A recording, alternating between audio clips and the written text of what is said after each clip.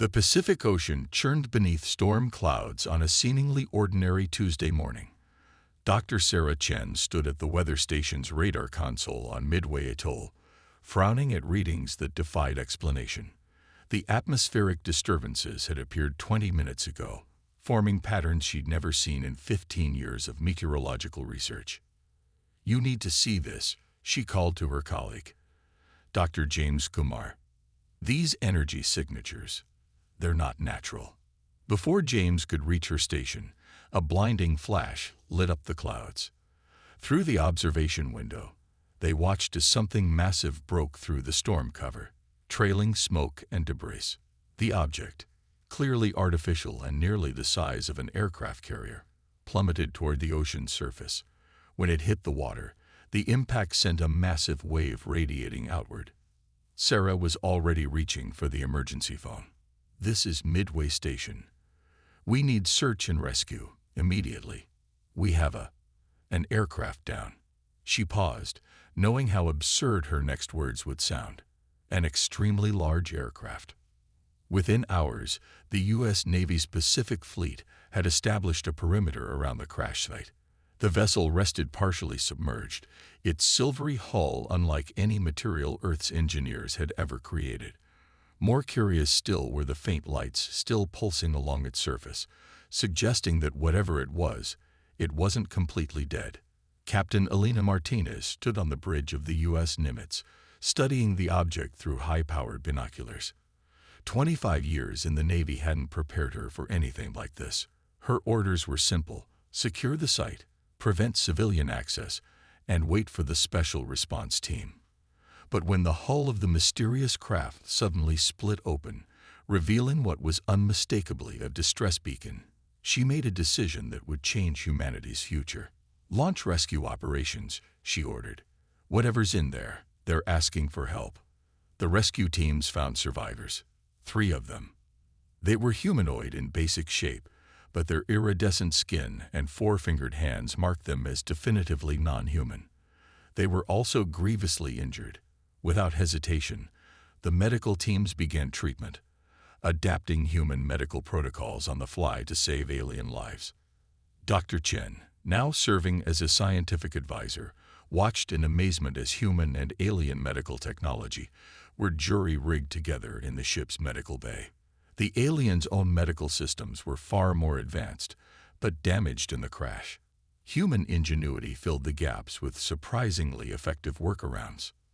One of the aliens, who later identified himself as Ambassador Kex, recovered enough to communicate through a damaged translation device. His first words were not what anyone expected. "You should not have helped us. Now they will know about you." The truth emerged in pieces over the following days. The vessel was a research ship from the Galactic Concordat, a loose federation of spacefaring species. They had been studying Earth from a distance, standard protocol for monitoring pre-FTL civilizations, but they'd been attacked by raiders from the Hexan Dominion, a militant species that viewed emerging civilizations as future threats to be eliminated or subjugated. By helping the survivors, humanity had inadvertently announced its presence on the galactic stage. More importantly, they'd demonstrated something that would make them both valuable allies and dangerous enemies: the ability to improvise, adapt, and solve problems in ways the more technologically advanced species had never considered. "Your people did something remarkable," Ambassador Kex explained to a hastily assembled council of world leaders. "You took our medical technology, which you'd never seen before, and found ways to make it work with your own primitive systems. Most species would have been paralyzed by the technological gap. Humans simply saw problems that needed solutions." But his next words carried a warning. "The Hexan Dominion will come. They always do. And now they will come in force, because you have demonstrated exactly what they fear most: the potential to become something unprecedented in the galaxy." The world's governments began mobilizing, but not in panic. Engineers were already studying the crashed vessel, understanding its principles. Military strategists were analyzing the new tactical possibilities. Scientists were theorizing ways to adapt Earth's existing technology to face the coming threat. Ambassador Kex watched it all with growing amazement. His people had feared first contact would traumatize humanity or spark global panic. Instead, he saw something extraordinary, a species taking its first steps into a larger universe not with fear, but with determined curiosity and resourceful innovation. Perhaps, he transmitted to the Concordat's High Council, we have found not just another civilization to protect, but the allies we've been searching for. The Hexan Dominion fears humanity's potential. They should, but not for the reasons they think. As the sun set over the Pacific, Dr. Chen stood watching crews swarm over the alien vessel, learning its secrets. "We're not ready for an interstellar war," she said to Captain Martinez, who had joined her. The captain smiled. "No one ever is. But ready or not, we're part of something bigger now. And if there's one thing humans are good at, it's figuring things out as we go." In orbit, hidden Hexan scouts were already observing, analyzing, preparing their reports. They saw the rapid mobilization, the efficient rescue operation, the quick adaptation to alien technology. But they missed something crucial. The simple fact that when faced with strange beings falling from the sky, humanity's first instinct hadn't been to attack or cower, but to help. It was a detail that would prove significant in the days to come. 6 months after the Pacific incident, Earth had changed in ways few could have predicted. The crashed alien vessel, now housed in a massive facility in Nevada, had become humanity's crash course in interstellar technology. But it wasn't going according to anyone's expectations, least of all their alien allies. Lieutenant Maya Patel stood in the facility's main lab, watching a team of engineers work on what had once been the ship's propulsion system. Where the Concordat's engineers would have carefully studied and replicated the technology exactly, humans had taken a different approach. They'd stripped it down, understood its basic principles, and started rebuilding it using Earth's available materials and manufacturing capabilities. "Impossible," muttered Senior Engineer Vix, one of the Concordat advisors assigned to assist humanity's technological development. His crystalline eyes tracked the modifications with growing disbelief. "You cannot simply replace quantum-stabilized alloys with refined Earth metals and expect it to work." Maya smiled. "Watch us." The modified engine hummed to life, its energy signature different from the original but undeniably stable. What the humans had created wasn't as elegant or efficient as the Concordat's version, but it worked. More importantly, they could build it now without waiting decades to develop the advanced materials and manufacturing processes the original design required. Similar scenes were playing out across the globe. In Bangalore, scientists had adapted Concordat medical technology to work with Earth's power systems. In Brazil, engineers had simplified alien communication systems, making them compatible with existing satellite networks. Every solution was rougher, less sophisticated than its alien counterpart, but they all worked. Ambassador Kex, now fully recovered and serving as the primary liaison between Earth and the Concordat, observed these developments with growing fascination. "You realize," he said during an emergency session of the United Nations, "that you're doing everything wrong, by our standards. And yet we're making progress," completed Dr. Chen, who had become humanity's lead scientific coordinator for alien relations. "Sometimes the perfect solution isn't the right solution." The Concordat's reports on human advancement caused considerable debate in their High Council. Humanity wasn't following the expected technological development path. They were taking shortcuts, finding workarounds, mixing technologies in ways that should have been disastrous. It challenged everything the Concordat thought they knew about civilizational development. But time was running out. Hexan scout ships had been detected with increasing frequency at the edges of the solar system. The Dominion was gathering its forces, preparing to eliminate what they saw as a potential threat to their power. In a secure facility beneath the Rocky Mountains, Captain Martinez, now promoted to admiral, reviewed the latest intelligence with military leaders from around the world. The Hexan Dominion's technological advantage was overwhelming. Their ships were faster, their weapons more powerful, their defenses more sophisticated. Then we don't play by their rules, Martine stated, pulling up a holographic display of Earth's rapidly evolving defensive network. They expect us to try to match their technology level. Instead, we use what we have, what we know, and what they won't expect. Humanity's preparation confused their enemies and worried their allies. They weren't building massive space fleets or powerful energy weapons. Instead, they were launching swarms of small, automated drones, setting up redundant communication networks, and developing unconventional weapons that combined Earth's existing military technology with adapted alien principles. Your species, Ambassador Kex observed to Dr. Chen one evening, appears to be constitutionally incapable of doing things the normal way. Chen laughed. Normal is relative, Ambassador. Besides, we don't have time to do things the normal way. We have to work with what we have. The first real test came sooner than expected. A Hexan strike force, believing they had found a weakness in Earth's developing defensive network, launched a probing attack near Mars. They encountered what appeared to be minimal resistance, until their advanced sensors were overwhelmed by thousands of small, crude, but effective countermeasures that humans had scattered throughout the approach to Earth. The Hexan ships, their targeting systems confused by the unfamiliar and seemingly primitive technology, were forced to retreat. It wasn't a major victory, but it sent shockwaves through both the Dominion and the Concordat. Humanity had just proved they could stand up to a technologically superior force, using methods no one had anticipated.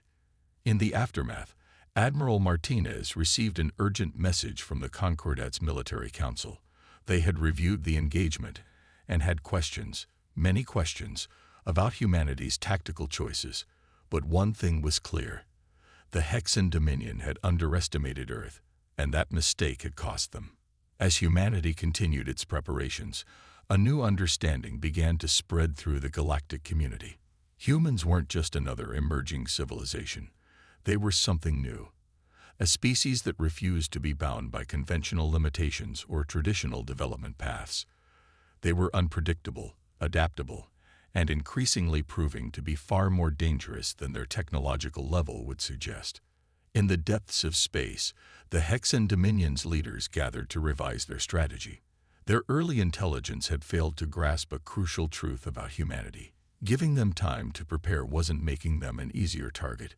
It was making them a far more formidable enemy.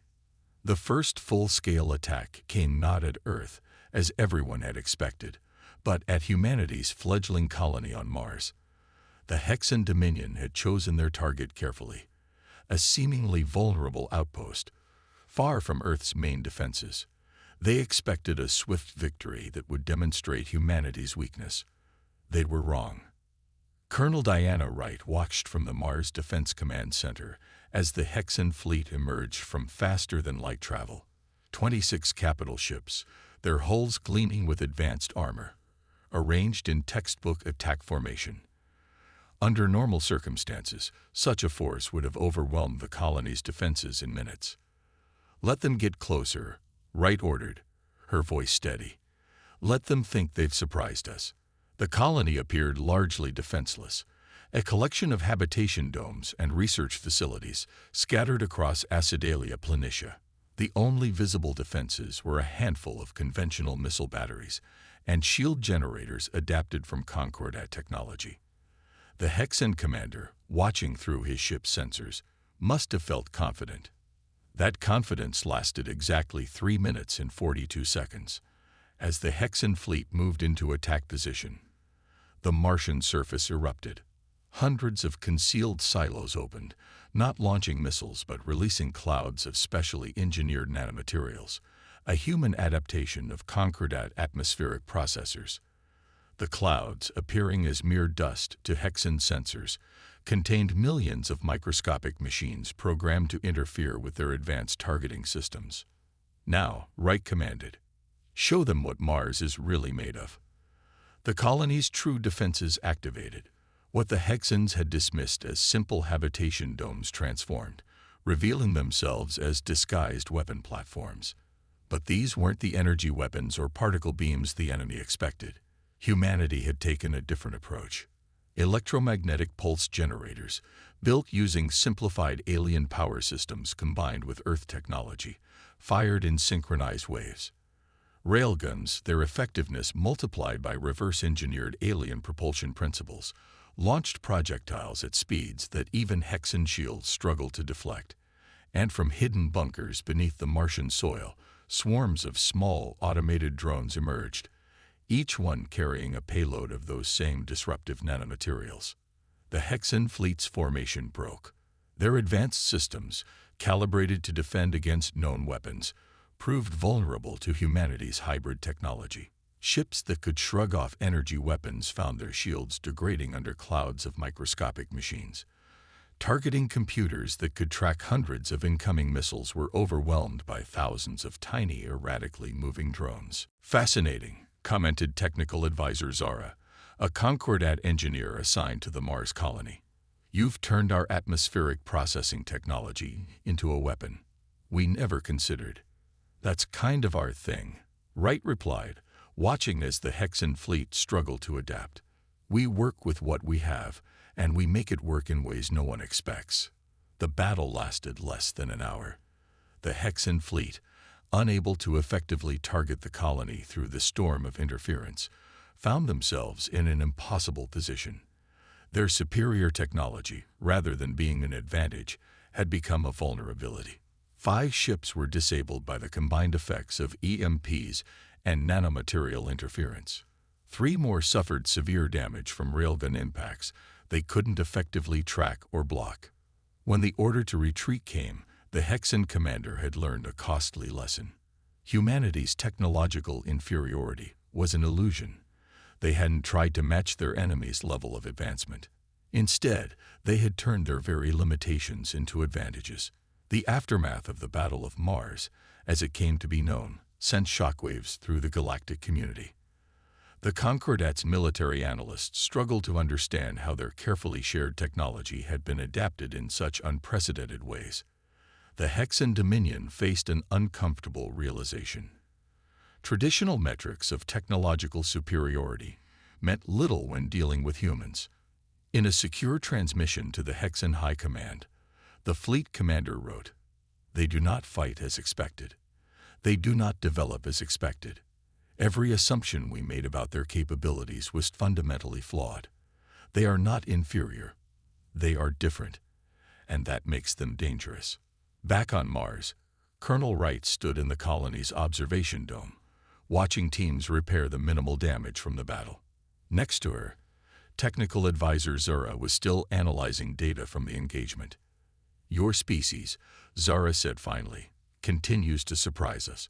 We thought we were helping you advance along established technological paths. Instead, you've taken what we offered and created something entirely new." Wright smiled. "That's the thing about humans, advisor. We don't just adapt to new situations. We make them adapt to us." The Hexans thought our lower technology level was a weakness. They didn't realize that working with limited resources has always been humanity's greatest strength. As reports of the victory spread throughout human space, a new understanding began to emerge. Earth wasn't just defending itself. It was rewriting the rules of interstellar warfare. The Hexan Dominion had wanted to make an example of humanity. They had succeeded, but not in the way they intended.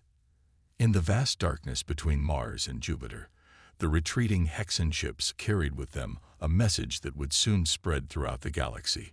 Humans didn't need technological parity to be dangerous. They just needed a chance to show what they could do with whatever they had at hand. The recording spread through galactic communication networks like wildfire. Grainy footage from a Hexan combat drone, showing human defenders using repurposed mining equipment to disable a military-grade warship. The images became a symbol of why humanity had earned a new nickname among the spacefaring races, the Nightmare Makers. In the prestigious halls of the Galactic Concordat Strategic Analysis Center, experts from a dozen species gathered to study humanity's growing influence on interstellar politics. The central hologram showed Earth's rapidly expanding sphere of influence, not through conquest, but through a web of unusual alliances and innovations that defied conventional understanding. Ambassador Kex, now the Concordat's chief expert on human affairs, addressed the assembly. 6 standard months ago, a group of human engineers visited the Proxima Mining Consortium. They were supposed to learn about our advanced extraction technologies. Instead, they showed the consortium how to modify their existing equipment using simplified versions of our gravitic principles. The consortium's efficiency increased by 40%. The assembled analysts murmured. 1. A towering crystalline being from the Rigel system raised an appendage, but the technology they suggested was crude, imperfect. And yet it worked, Kex replied. This is what makes humans unique. They don't wait for perfect solutions. They find ways to make imperfect solutions work better than they should. Across the galaxy, similar stories accumulated. Human merchants teaching ancient trading species new economic models. Human military advisors showing veteran warrior races how to use outdated equipment in innovative ways. Every interaction seemed to leave both parties changed, usually in ways no one had predicted. On the frontier world of New Meridian, Dr. Sarah Chen, now Earth's ambassador to the frontier colonies, watched a team of human and alien engineers tackle a crisis. The planet's atmospheric processors, vital for the ongoing terraforming process, had begun to fail. The local species, the Zextal, had been ready to abandon the colony. Then the humans arrived. It's not pretty, admitted Chief Engineer Marcus Wong, showing Chen the hybrid system they'd created.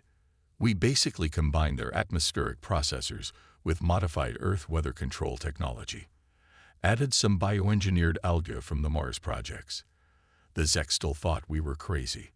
And, Chen prompted, already smiling. And it works better than the original system. The Zextal are already adapting our modifications for use on 3 other worlds. These successes carried a darker significance that didn't escape the Hexen Dominion's attention. Every crude solution, every primitive adaptation, demonstrated humanity's true threat. Their ability to take any resource, any technology, and turn it into something unexpected. Admiral Martinez, coordinating Earth's defense network from the new Lunar Command, received regular intelligence about the Dominion's growing concern. They're starting to understand, she told her staff. Every time they think they've figured out our limitations, we show them those limitations don't work the way they thought. The revelation came to a head when a Hexen deep strike team attempted to raid a human research facility on Europa. They expected to find prototype weapons or advanced shield technology. Instead, they found teams of scientists working with seemingly primitive equipment, combining principles from a dozen alien technologies with human ingenuity to create something entirely new. The raid failed, but more importantly, it failed in ways the Hexen military hadn't thought possible. Their elite troops were defeated not by superior weapons, but by hastily modified research equipment and quick-thinking scientists who treated advanced alien technology like parts in a workshop. In the aftermath, a Hexen commander made an observation that would become famous. How do you defeat an enemy who looks at your most advanced weapons and sees spare parts? The question resonated through the halls of power in every major civilization. Humanity wasn't just adapting alien technology. They were changing how the galaxy thought about technology itself. Species that had developed along careful, prescribed paths for millennia found themselves re-examining their assumptions. The humans have taught us something remarkable, Ambassador Kex told his superiors. They've shown us that advancement doesn't always mean moving forward in a straight line. Sometimes it means looking at what you already have and seeing entirely new possibilities.